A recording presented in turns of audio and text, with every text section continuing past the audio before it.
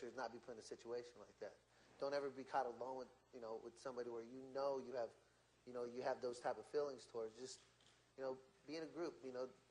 It's always fun to be in a group. Group dates, just do group things. So you don't ever have to be put in that situation and set yourself up. Good mindset. And as a kid, we're in the perfect period of our lives to go selfish. I can be as selfish as I want. That's something to be selfish about. That's something where you go, this is mine. And I'm gonna be safe with it. I'm gonna be protective of it. I'm not gonna just throw it out the window. I'm not gonna just throw it to any old person. This is mine.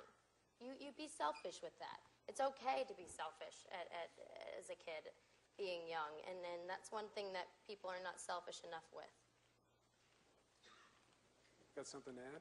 You're old like me. I think unfortunately, I'm older. No, I'm just, the only, one of the questions people ask me is why, mostly we speak to women, and we run in a lot of magazines and PSAs, and we really look at women, and people ask me, why don't you talk to guys? And unfortunately, I remember when I was a teenager, and guys are like dogs. I mean, it's a bad analogy. The hormones, and I don't think they really think as well, and they also think they can just take off, and it shows. 80% of the guys take off. They're not there, and a woman's got to live with it, and it comes out of a woman's body, and unfortunately, guys don't own up to it. So, we talk to women, but I'm so happy Matt's here, and it's an American issue. America's got a rate 10 times higher than every other country. I mean, what are we doing wrong in talking to our young people?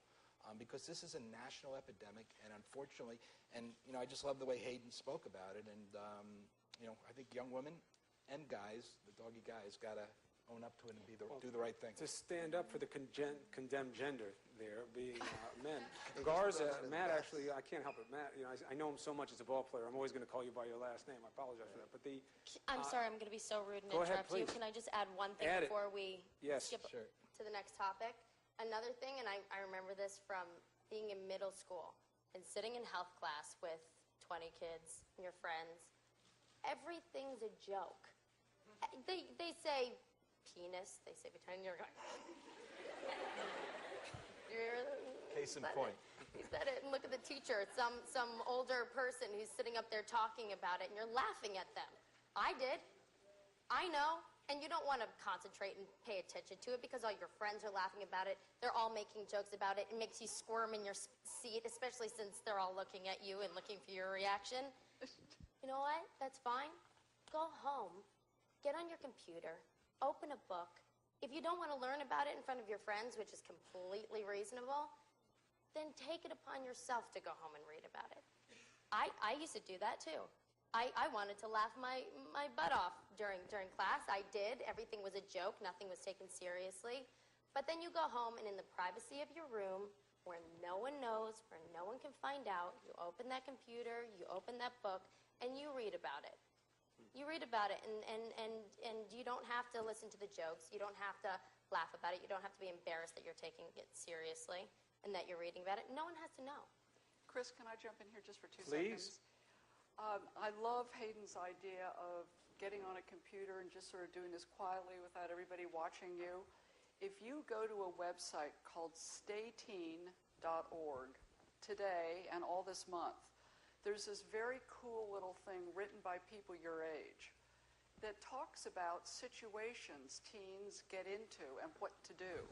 It's like, you're at a party and you were there with your girlfriend to sort of take care of each other, but she all of a sudden leaves and something happens and something else happens.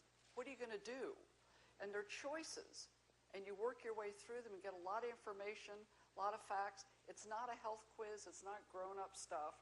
It's really, really great. And we always release it on the National Day, which is today. Stayteen.org.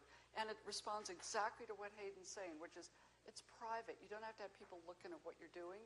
You can send it to a friend, which would be great. Post it on your Facebook page or widgets and so forth. But the idea is that it helps you think, well, what would I do? What am I going to do in that situation? How am I going to, or, to Ann's point, what are you going to say? Boys report sometimes they're under pressure to have sex with girls. It's not just girls under pressure to have sex by boys. So everybody's kind of having having a hard time with this. Try and take the quiz. See if it helps you think about it. Last year, almost all of the teenagers, and there were hundreds of thousands, almost all of them said that for the first time, they actually thought, gee, this could happen to me, and what am I going to do?